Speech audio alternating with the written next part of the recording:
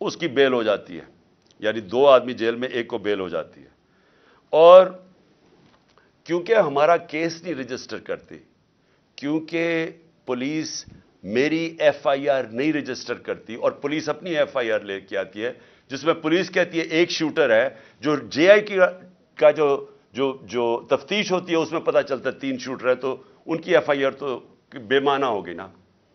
تو اب یہ سچویشن کیا ہے کہ آج جو میرے اوپر حملہ ہوا تھا اور جو اتنی دیر کی تفتیش ہوئی تھی، پہلے انہوں نے میرا جب ایف آئی آر بھی نہیں کاٹی، اتنی تفتیش کے بعد آج کیا سامنے چیز آتی ہے کہ جو ریکارڈ تھا وہ جان کے انہوں نے ختم کیا، سیبوٹاج کیا۔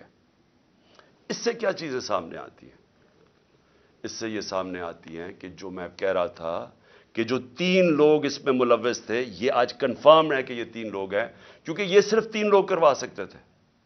انہی کے پاس پاور ہے کہ یہ جے آئی ٹی کو سیبوٹاج کر سکتے ہیں۔ ان 3 کے پاس یہ سارے، اور جو میں نے پہلے دن کہا تھا کہ چیف جسٹس صاحب آپ سنیں اس کو کیونکہ مجھے انصاف نہیں ملے گا، وہ ثابت ہو گیا۔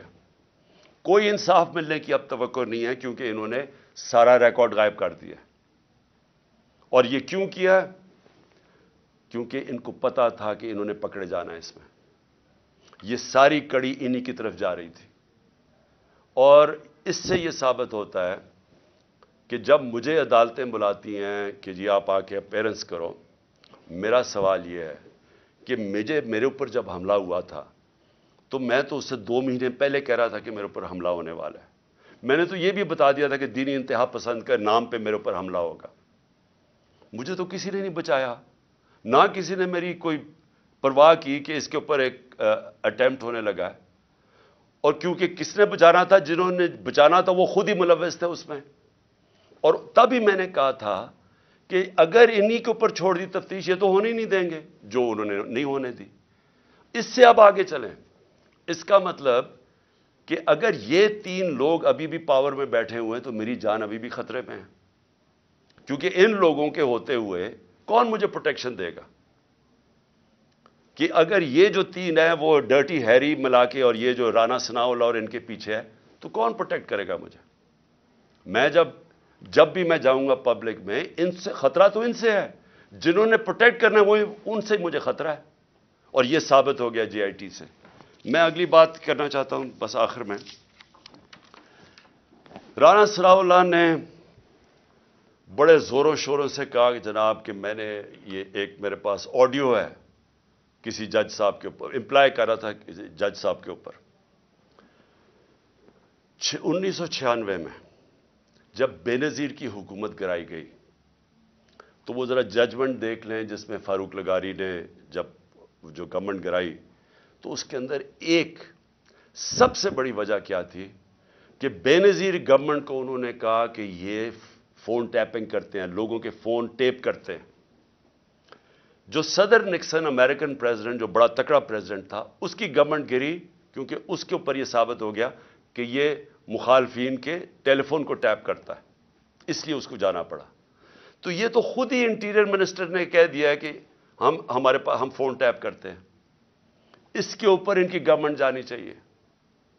میں یہ سمجھتا ہوں کہ یہ جو طریقہ کار اس مافیا کا ہے، کیونکہ یہ پولیٹیشنز نہیں ہیں، مافیاز یہ چیزیں کرتے ہیں انصاف سے بچنے کے لیے، بلیک میل کرنے کے لیے۔ میرے اوپر بھی کہا جی میری ٹیپیں میں نے رکھی ہوئی ہیں، میں ایز پرائم منسٹر، میں نے عدالت میں بتایا ہوا ہے کہ میری پرائم منسٹر کی سیکیور لائن سے میری وہ مجھے انہوں نے ٹیپس بنائی ہوئی تھی، اور میری سیکیور لائن کے اوپر میرے پرنسپل سیکرٹری سے بات چیت انہوں نے ایجنسیز نے پبلک کر دی۔ تو اگر اس کے اوپر ایکشن نہیں لیا جائے گا، یعنی میں اب اپنی عدلیہ سے کہنا چاہتا ہوں کہ یہ تو ملک کو بالکل ہی، یعنی آپ پہلے تو یہ جو عدلیہ فیصلہ کرتی ہے اس پہ نہیں چلتے۔ فواد چودھری کو وہ ہائی کورٹ کے جج بلاتے گئے کہ ان کو پیش کرو میرے سامنے، اور آئی جی لے کے اس کو اسلام آباد چلا گیا۔ بار بار ان کو کہا گیا، 3 دفعہ جج نے کہا کہ میری عدالت میں پیش کرو، وہ اسلام آباد چلا گیا۔ تو اگر آپ یہ کریں گے، پہلے تو ان کی ججمنٹس پہ نہیں مانیں گے، اور پھر اس کے بعد ان کو بلیک میل کرنے کے لیے یہ حرکتیں کریں گے، تو ملک میں قانون تو ختم ہو گیا. تو اس لیے یہ جنگ ہے پاکستان کی. یہ جو جنگ میں آپ کو حقیقی آزادی ہے کیا؟ حقیقی آزادی ان قوموں کو ملتی ہے جس ملک میں قانون کی حکمرانی ہوتی ہے, رول آف لا ہوتا ہے, جو لوگوں کے فنڈامنٹل رائٹس پروٹیکٹ ہوتے ہیں, جدھر انویسٹر سرمایہ کار ان کو اعتماد ہوتا ہے ایک سسٹم کے اوپر, وہ قومیں خوشحال ہوتی ہیں. تو جس قوم میں ججز کی ججمنٹ ہی نہیں ہو رہی, مجھے بتائیں کون سا انویسٹر آئے گا پاکستان میں؟ کون اس سسٹم کے اندر بلیو کرے گا کہ وہ جب یہ دیکھ رہا ہے کہ جج فیصلہ بھی کر دے تو اس کا کوئی مجھے فائدہ نہیں ہوگا؟ کون آئے گا انویسٹ کرنے؟ اور یہ سب سے بڑی وجہ یہ ہے کہ ہمارا ملک آگے نہیں بڑھ رہا. یہ جو آپ دیکھ رہے ہیں نا موجودہ حالات, یہ حالات تو ایک بیماری کے سمٹمز ہیں. یہ جب ایک پھوڑا نکلتا ہے تو کینسر کی وجہ سے نکلتا ہے, اندر سے تو کینسر ہو. یہ کینسر یہ ہے کہ یہاں قانون نہیں ہے یا انصاف نہیں ہے. اس کی کینسر کی وجہ سے قبضہ گروپ بھی پھر رہے ہیں پاکستان میں, کمزوروں کی زمینوں پہ قبضہ کرتے ہیں.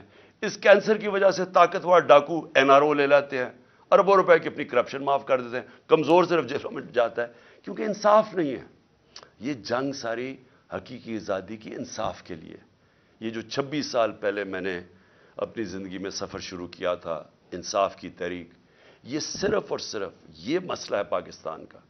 اس لیے آج ہم سب کو قانون کی حکمرانی کے ساتھ کھڑا ہونا چاہیے. یہ جو کر رہے ہیں, یہ جو مافیا اوپر بیٹھا ہوا ہے اور ان کو بٹھایا گیا, اس مافیا کے سامنے ہمیں کھڑا ہونا پڑے گا. میں اناؤنس کر رہا ہوں انشاءاللہ بدھ سے وینسڈے کو اپنی جیل بھرو تحریک. میں اپنی ساری پارٹی کو آج کہہ رہا ہوں کہ تیاری کریں. ہم نے شروع کرنا ہے لاہور سے, اور ہم پھر پاکستان کے بڑے بڑے ہر اگلے دن بڑے بڑے شہروں کے اندر ہم جیل بھرنے کی اپنی تحریک شروع کریں گے, جیل بھریں گے. ہم کیا بتانا کی کوشش کر رہے ہیں؟ ہم سب سے پہلے تو اپنی قوم کو یہ کہنا چاہتے ہیں کہ اب خوف کے بت کو توڑ دو. یہ جو ہم خوف کے سامنے جھکتے ہیں, میں ساروں کو بار بار وہ مثال دیتا ہوں کہ کوفہ کے لوگ سب جانتے تھے کہ حضرت امام حسین رائے حق پہ ہیں, لیکن یزید کے خوف کی وجہ سے نہیں مدد کرنے آئے. اور وہ غلام وہ آج تک جب تک دنیا رہے گی وہ پچھتائیں گے, ادھر کے لوگ پچھتائیں گے کیوں نہیں ہم کھڑے ہوئے. اور اسلام کی تاریخ کا سب سے بڑا سانیہ ہم نے ہونے دیا. وہی آج حالات ہیں. آج بھی پاکستان کے اندر ہم ڈرے, یہ ڈراتے ہیں ہمیں جس طرح فرعون کی سے ڈر کے وہ سارے لوگ غلام بنے ہوئے تھے جب حضرت موسیٰ آئے اور انہوں نے کوئی اس کا سامنا کھڑا ہوا. آج بھی یہ کوئی آپ اپنے ذہن سے نکال دیں کہ یہ جو ہمیں ڈراتے ہیں نا کہ ہم آپ کو جیلوں میں ڈال دیں گے. اور میں خاص طور پہ وہ سارے لوگوں کا شکریہ ادا کرنا چاہتا ہوں جو جب ان کو پتہ چلتا ہے مجھے جیل میں ڈالنے آ رہے ہیں تو سارے یہاں آ جاتے ہیں اور ساری رات میں ان کی آوازیں سنتا ہوں اور نعرے سنتا ہوں. تو میں ان کا شکریہ ادا کرنا چاہتا ہوں. لیکن میں ان کو بھی سب کو کہنا چاہتا ہوں کہ دیکھیں, یہ ہمیں کوئی یہ جو جیل سے ڈرا رہے ہیں, ہم جیل بھر دیں گے, ان کے پاس جگہ ہی نہیں ہوگی جیلوں کے اندر. لیکن یہ تو نہیں ہوگا کہ جیل کے خوف سے یہ ہر قسم کا ظلم کریں اس ملک پہ, چوروں کو اوپر مسلط کر دیں, چور پھر ہمیں ڈرائیں جیلوں سے, عوام کی کمر توڑ دیں مہنگائی سے. ان کے پیسے باہر پڑے ہیں, ان کو فرق ہی نہیں پڑتا, ڈالرز میں ان کے پیسے پڑے ہیں. قوم کی یہاں بیچارہ تنخواہ دار طبقہ آج کیسے گزارا کرتا ہوگا؟ یہ اب اس سے پہلے یہ جو ابھی انہوں نے مہنگائی کی, اب یہ جو منی بجٹ دیا ہے, اس سے پہلے اگر آپ کی پچھلے 1 سال پہلے آپ کے بینک میں, بلکہ اپریل میں 10 مہینے پہلے آپ کے بینک کے اندر آپ کی تنخواہ تھی, بینک نہیں, آپ کی تنخواہ ماہانہ 30,000 تھی, آج صرف وہ 20,000 رہ گئی ہے. یعنی آج صرف وہ 20,000 کی چیزیں خرید سکتے ہیں. اور اب ایک اور مزید طوفان آ رہا ہے مہنگائی کا. جو آج مہنگائی ہے, آج کی شرح میرے خیال میں 30-32 تھی, آج اس سے بھی اوپر چلی گئی ہے, 38-39 پہ چلی گئی ہے. اس کا مطلب یہ مزید مہنگائی ابھی اور بڑھے گی. تو ان کو تو فرق ہی نہیں پڑتا کیونکہ ان کے پیسے باہر پڑے ہیں. اور ڈالرز کا مطلب کہ ان کے پیسے پاکستان کے مقابلے میں اس میں اضافہ ہو رہا ہے دولت میں, کیونکہ ہمارا جس طرح روپے کی قیمت گرتی رہی ہے اور مہنگائی بڑھتی جا رہی ہے تو روپیہ کم چیزیں خریدتا ہے, لیکن کیونکہ ڈالرز میں ہے وہ ڈالر زیادہ چیزیں خریدتا ہے. تو ان کو کوئی نقصان نہیں ہو رہا. یہ جو ملک میں اس وقت عذاب آیا ہوا ہے, مہنگائی کا. تو انشاءاللہ بدھ کو میں سب کو آج اپنی ساری قوم کو بھی، اپنی تحریک، اپنی پارٹی کو، سب کو کہہ رہا ہوں کہ ہم یہ شروع کریں گے اور یہ سارے پاکستان کے اندر ہماری یہ تحریک جائے گی. پاکستان زندہ باد.